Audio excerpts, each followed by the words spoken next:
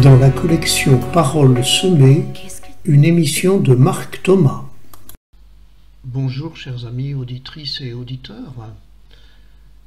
Je vous propose aujourd'hui ma deuxième émission sur le thème « Dans une société parfois brutale, quelle attitude démocratique ?» C'est la deuxième émission que j'intitule « Chiche, investissons-nous ». Dans cette série d'émissions, je vous partage la manière dont j'ai vécu les élections présidentielles et dont je vivrai les élections législatives. Je n'ai aucunement l'intention d'entrer ici dans un débat électoral, mais je voudrais seulement poser la question, dans ce contexte brutal et qui déclenche la violence et les fractures de la société, comment se positionner de manière démocratique ? La semaine dernière, je disais « chiche à nos élus et spécialement au président ». Je vous invite à vous rapporter à cette émission et à son texte, publié sur le site de Radio Arc-en-Ciel, mais aussi sur mon blog www.paroles-semées.com. Je disais donc précédemment que le changement des élus et des politiques ne servirait à rien si nous-mêmes restions campés de façon rigide sur nos positions, refusant d'avance d'écouter nous aussi et de chercher les moyens d'entrer en négociation sans renoncer à nos convictions.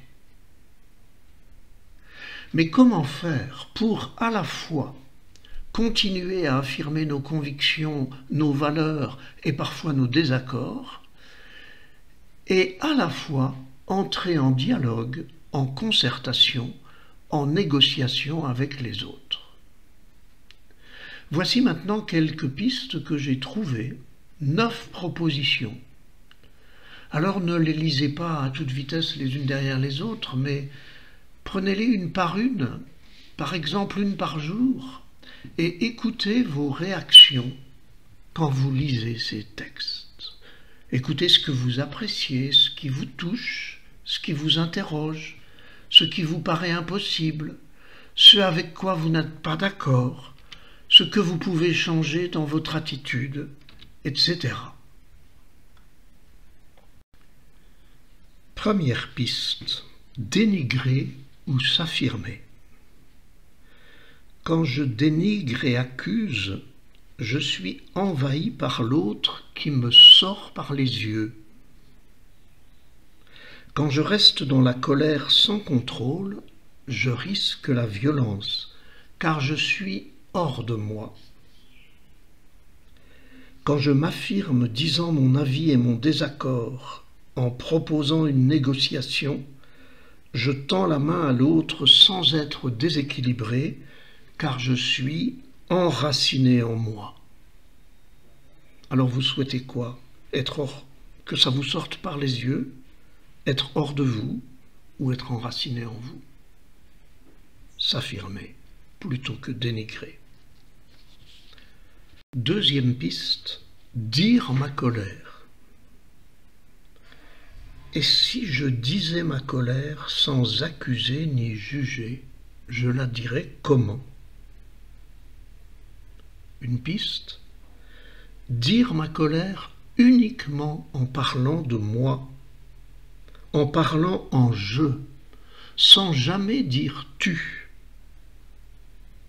Une autre piste, je suis en colère, non pas parce que tu, mais parce que j'ai besoin de, et vous continuez. Troisième proposition. Ce que l'autre dit, je ne le crois pas, car je n'ai pas confiance. J'attends des actes et des preuves. Ok, c'est normal. L'autre fait un pas vers moi, et moi je tourne le dos. C'est alors moi qui me verrouille. Si au moins je lui donnais une chance, et si j'attendais les résultats. M'enfermer dans la méfiance et la rancœur, ou laisser une porte ouverte en lui lançant le défi de faire ce qu'il dit. Est-ce une douce illusion, un rêve inaccessible? Comme Martin Luther King, rappelez-vous son beau texte, « J'ai fait un rêve », son investissement, la manière dont il l'a vécu, et ce que ça a produit de libération. Non, ce n'est pas un rêve.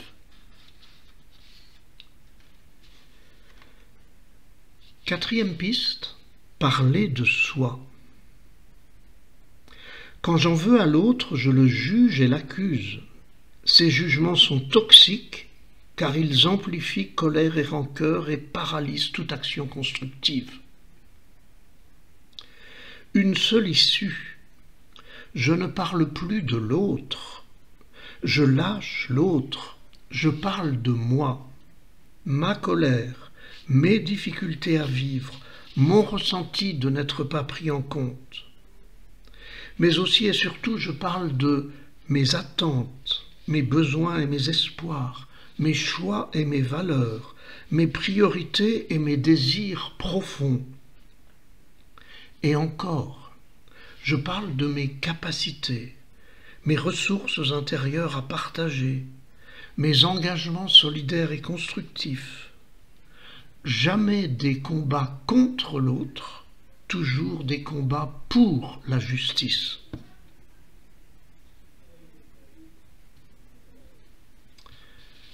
Cinquième proposition. Distinguer les faits et la personne. La haine vient d'une confusion. Je confonds la personne et ce qu'elle fait. Je ne dis plus « tu as fait une erreur », je dis « tu es nul, espèce d'imbécile ».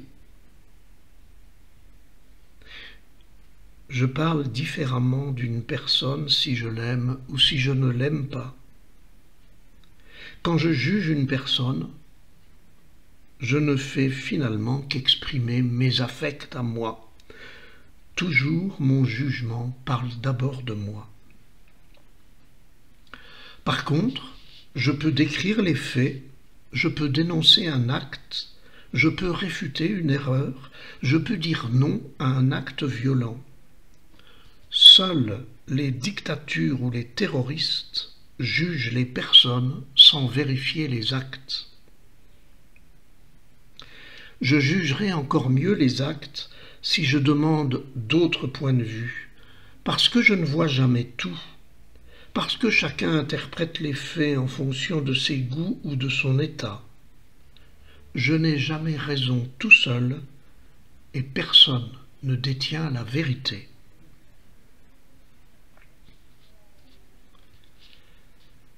Sixième proposition. Le pouvoir du peuple. La Constitution française définit le principe de la République. Je cite, « Le gouvernement du peuple par le peuple et pour le peuple ».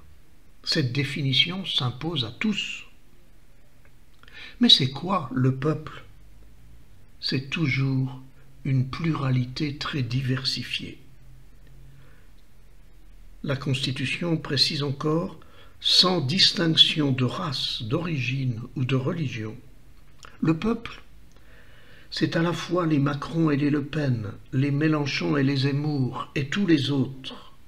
C'est à la fois les hommes et les femmes, les pauvres et les riches, les salariés et les patrons, les électeurs, les abstentionnistes, les élus, les petits et les grands. Le peuple, c'est tous ensemble. La Constitution précise encore « aucune section du peuple ni aucun individu ne peut s'en attribuer l'exercice. Ni les gouvernants, ni une partie des citoyens. Ceux qui se révoltent parfois légitimement risquent aussi parfois de s'identifier eux seuls au peuple.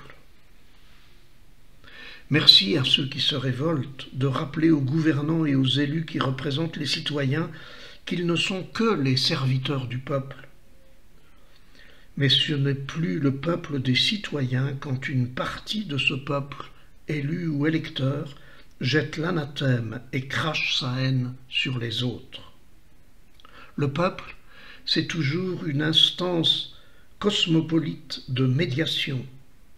Cela suppose que les gouvernants et les opposants négocient.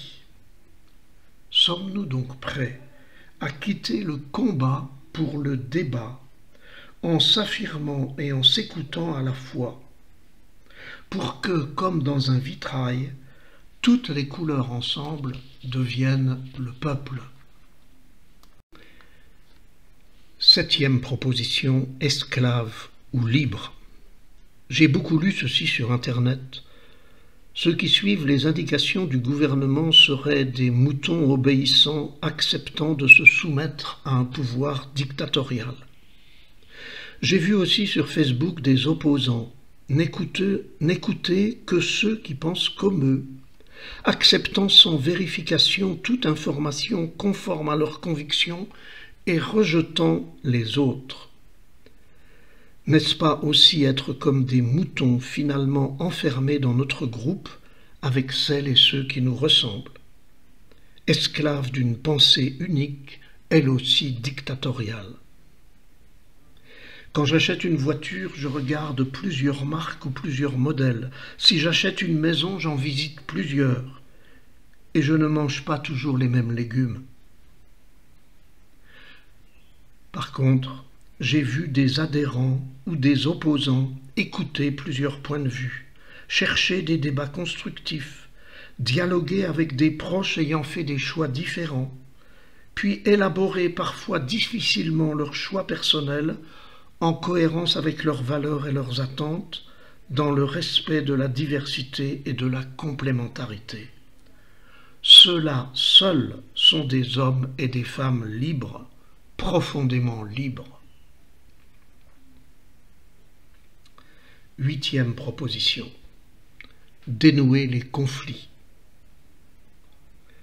Dans les dictatures, les conflits se résolvent en faisant taire, en emprisonnant ou supprimant les opposants et les contradicteurs. En régime démocratique, les conflits se résolvent en 3 temps: expression des accords, des désaccords et des conflits. 2e temps, manifestation dans l'espace public. 3e temps, toujours nécessaire, négociation à la recherche de compromis. Les dénonciations, accusations et slogans sont des instruments de manifestation. Vient le temps où tous ont intérêt à sortir du conflit en quittant les dénigrements et jugements pour s'asseoir à la table de négociation où chacun va pouvoir à la fois exprimer ses revendications, écouter celles des autres et faire des compromis pour ne pas tout perdre. C'est le seul chemin de paix possible. En démocratie, les gouvernements n'ont le droit d'imposer que ce que le peuple a négocié par les représentants élus, par le référendum, par le dialogue social et syndical. On passe de la démocratie au terrorisme ou à l'anarchie quand les gouvernements ou une partie du peuple ne respectent pas les choix de la majorité et quand la majorité ignore les minorités. Il y a une 9e proposition que j'ai intitulée « Ruminer ou se reconstruire ». Je vous la communiquerai dans l'émission de la semaine prochaine pour que dans l'émission d'aujourd'hui, je reste dans le temps contraint de la durée de cette émission. Je vous invite à retrouver sur mon blog www.parole-semer.com les textes des propositions que je viens de vous proposer, pour les relire tranquillement et puis vous laisser réagir dessus, vous demander ce qui est bon pour vous, ce qui vous parle, ce qui vous invite à changer. Nous conclurons ce travail la semaine prochaine en nous demandant comment ces pistes et propositions nous permettent de changer de culture relationnelle et d'assainir nos relations partout où nous sommes. Bonne semaine, à la semaine prochaine.